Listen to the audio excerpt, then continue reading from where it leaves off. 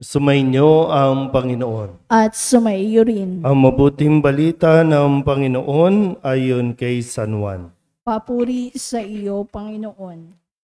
Noong panahong iyon, hinanap ni Felipe si Natanael at sinabi rito, "Natagpuan namin si Jesus na taga Nazaret, ang anak ni Jose.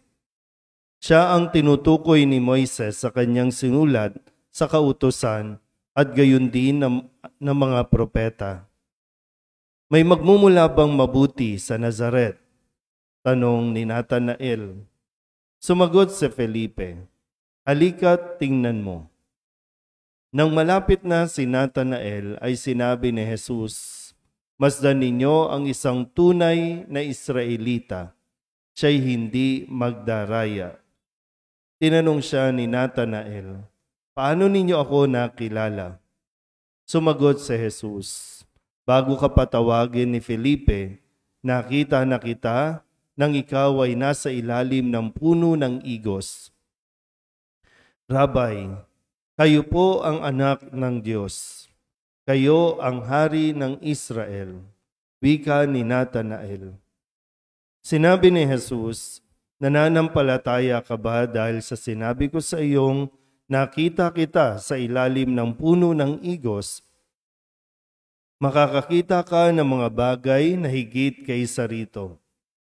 At sinabi niya sa lahat, "Tandaan ninyo, makikita ninyong bukas ang langit at ang mga anghel ng Diyos ay manhik manaog sa kinaroroonan ng anak ng tao."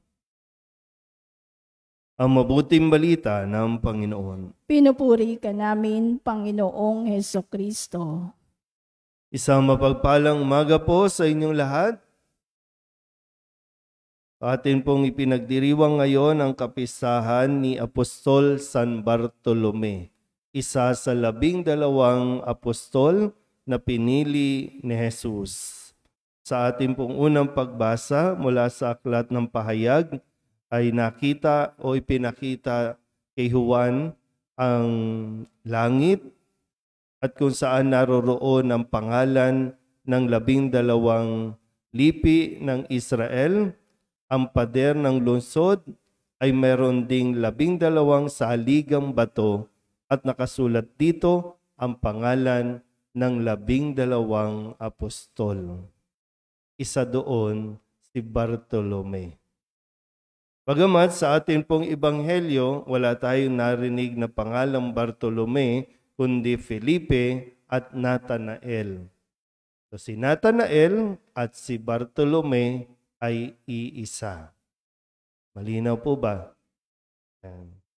So ano ba yung nangyari at naging proseso na kailangan natin mas maintindihan?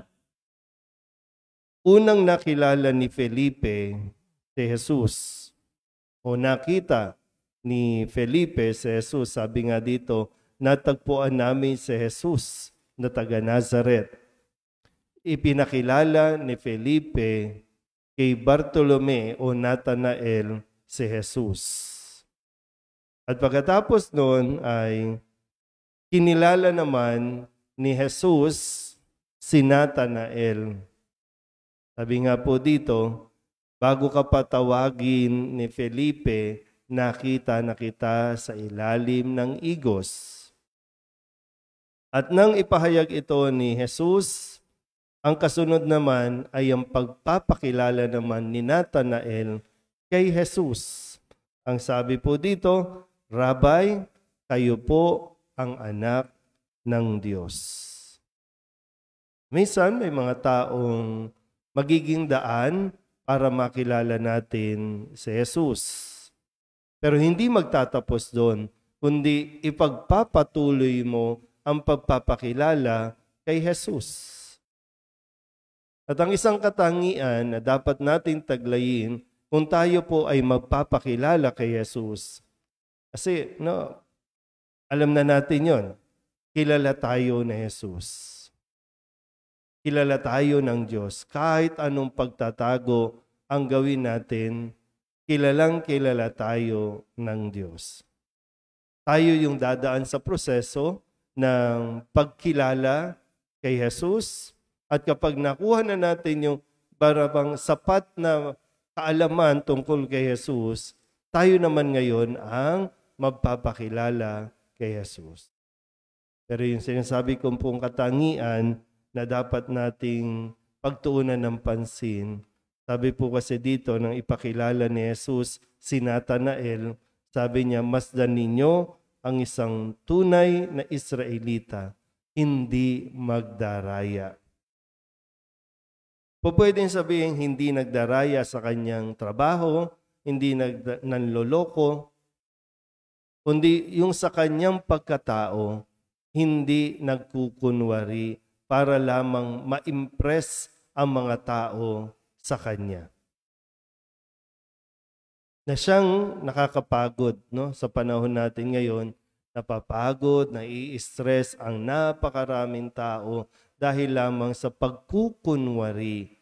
Gusto nilang matanggap sila ng mga tao ayon sa pamantayan ng mga tao, sa pamantayan ng mundo, sa itsura, sa katawan, sa pag-iisip, lahat.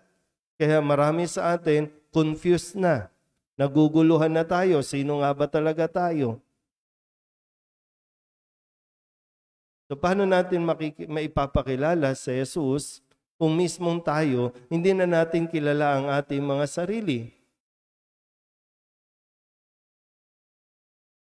Ganon kahalaga, no? Yung mga bagay na dapat din natin pagtuunan ng pansin. Kung gusto mong magpostura, kung gusto mong magayos, gusto mong magpa-sexy, gusto mong mag-makeup, gawin mo dahil kilala mo ang sarili mo, hindi dahil sa gusto mo lang magpakilala sa mga tao ayon sa gusto nila at inaasahan nila na inaakala mong matatanggap ka nila. Itin ko ulit, no? Nakilala at kinilala ni Jesus si Natanael bilang isang hindi magdaraya, totoong Israelita. So, wag natin pagtuunan ng pansin yung magpe-pretend tayo nang hindi naman talaga tayo yun. Na minsan napapasama o mas madalas napapasama lang tayo. At kapag napapasama naman tayo, wala naman pakialam sa atin yung mga taong pinagpapa-impressan mo. Matuto kang mag-express ng tunay mong damdamin, ng tunay mong pagkatao bago ka magpa-impress. At tandaan mo ulit, kilala ka ng Diyos, tanggap tayo ng Diyos.